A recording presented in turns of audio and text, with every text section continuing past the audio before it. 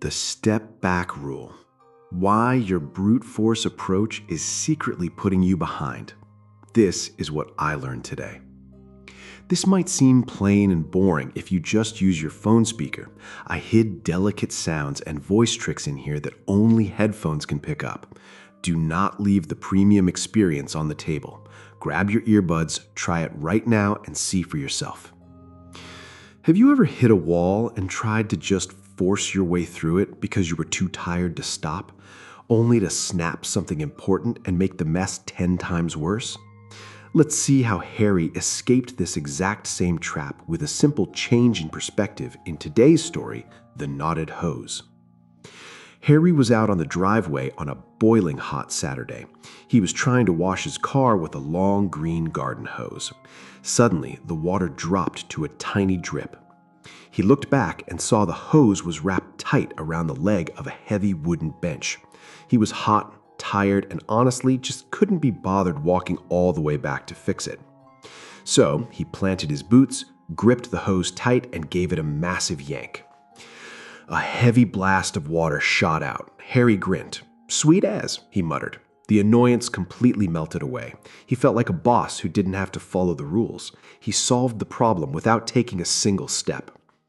But then the water completely died again. He groaned and yanked the hose even harder, putting his whole back into it. Crack! He pulled so hard that the plastic tap on the wall completely snapped. Icy water exploded everywhere. It flooded the patio and soaked his shoes. Harry dropped the hose and ran to the wall, getting totally drenched, trying to cover the broken pipe with his bare hands. He was absolutely fuming, and his car was still dirty. He let go of the broken pipe and just watched the water flood his boots. There was his 1% perspective shift. Pulling blindly from far away doesn't fix a knot, it just breaks the weakest link. He had tried to fix a problem he wasn't even standing next to, using nothing but blind force. He didn't yell or kick the bench. He just reached down, twisted the metal valve to shut off the water, and finally walked over to unhook the hose. He had to go to the hardware store in wet clothes now, but that blinding hot anger was completely gone, replaced by the calm truth of the situation. Before we talk about what this means for us, if you are feeling overwhelmed today and just need a digital quiet space to catch your breath, check out Inspiropage. It is an app I created, strictly dark mode with zero funky colors, filled with relaxing short stories and takeaways to act as a quick pause for a stressful day. The link is in the description. Now let's talk about Harry. So here's the thing about feeling stuck. When we hit a wall, we often try to force a fix from a distance because we're simply too lazy or stubborn to walk back and look at the actual root cause.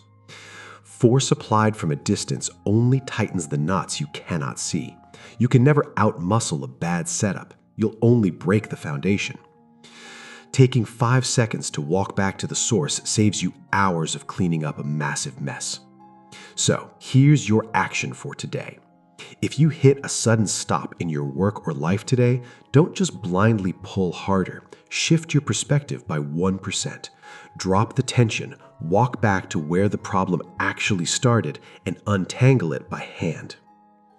If taking this pause helped you breathe a little easier today, please leave a like, share it with a friend who might be pulling too hard, and subscribe for more. Take care.